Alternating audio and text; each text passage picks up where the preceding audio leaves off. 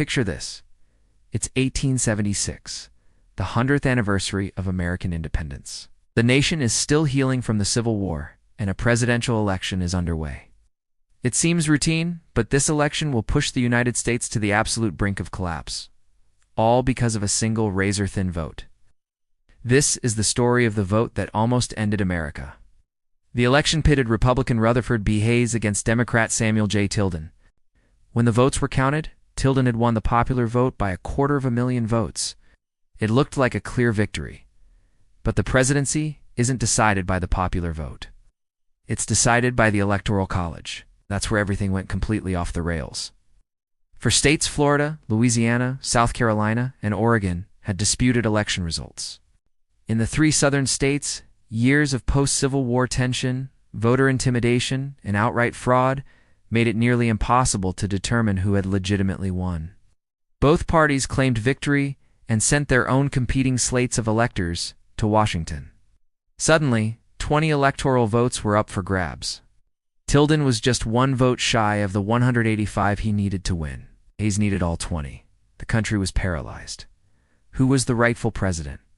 The Constitution didn't have a clear answer for this mess. Congress was gridlocked. The Democratic-controlled House and the Republican-controlled Senate couldn't agree on how to count the votes. For months, from November 1876 into the early weeks of 1877, the nation held its breath. The transfer of power was just weeks away, and there was no president-elect. The atmosphere was electric with tension. Newspapers ran headlines warning of a new civil war. Democratic supporters, many of them ex-Confederate soldiers, threatened to march on Washington and install Tilden by force. They chanted Tilden or blood. State militias began to arm themselves. President Ulysses S. Grant, fearing an insurrection, quietly strengthened the military presence in the capital. It felt like the country was about to tear itself apart all over again, just a decade after the Civil War had ended. To break the deadlock, Congress decided to form a special electoral commission. This was a Hail Mary pass to save the Republic. The commission would have 15 members, 5 from the House of Representatives, 5 from the Senate, and 5 from the Supreme Court. The plan was to have a balanced group, 7 Republicans, 7 Democrats, and 1 supposedly independent Supreme Court Justice, David Davis. Davis was seen as the neutral tiebreaker who could decide the fate of the nation. But politics is never that simple. In a last-minute twist, the legislature in Illinois elected Justice Davis to the Senate. He resigned from the commission, leaving his spot to be filled by another Supreme Court justice, Joseph P. Bradley, and Justice Bradley was a Republican. The commission now had an 8-7 Republican majority. The so-called impartial solution was now partisan. The commission met in February 1877, just days before the scheduled inauguration. The entire country watched as they reviewed the disputed votes from each state. The arguments were fierce, the evidence was messy, and the stakes couldn't have been higher. One by one for each contested state, the commission had to vote. One by one, the vote came down to a perfect party line split, 8-7. Florida's votes, 8-7 for Hayes.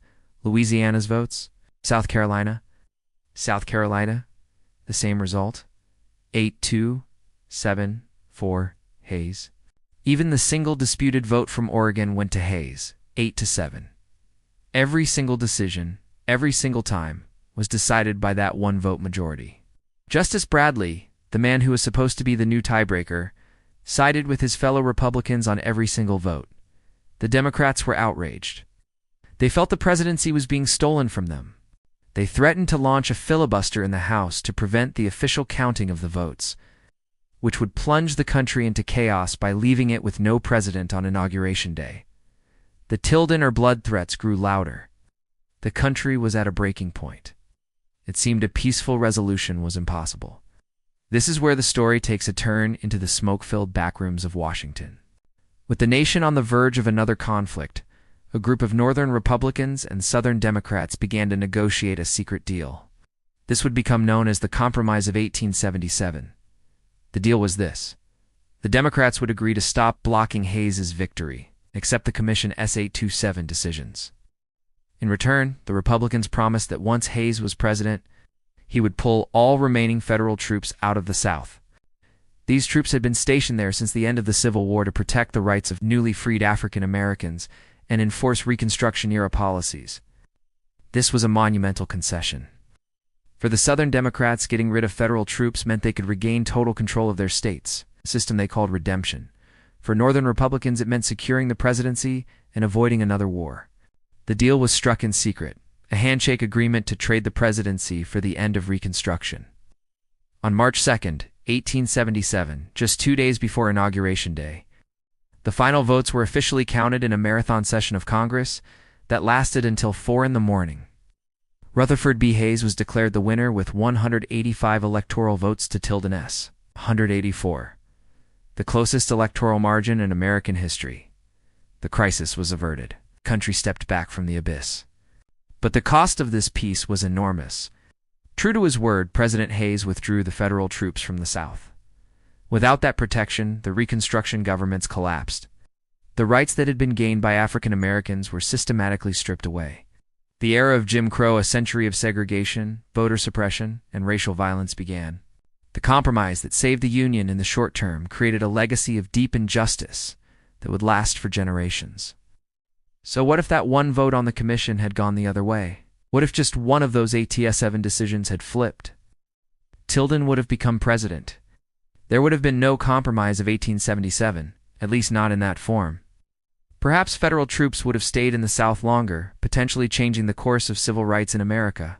Or perhaps the Republicans would have been the ones to cry foul, and the country still would have faced a constitutional crisis, maybe even violence. The election of 1876 serves as a chilling reminder of how fragile democracy can be. It shows how political polarization, contested elections, and backroom deals can push a nation to the very edge. A single vote, cast by one man on a hastily formed commission, not only decided a presidency, but also sealed the fate of millions and redrew the future of the country. It was the vote that nearly ended the United States, and its consequences are still felt to this day. Thanks for watching. If you found this piece of history as fascinating as I do, please hit that like button and subscribe for more stories about the pivotal moments that shaped our world. See you next time.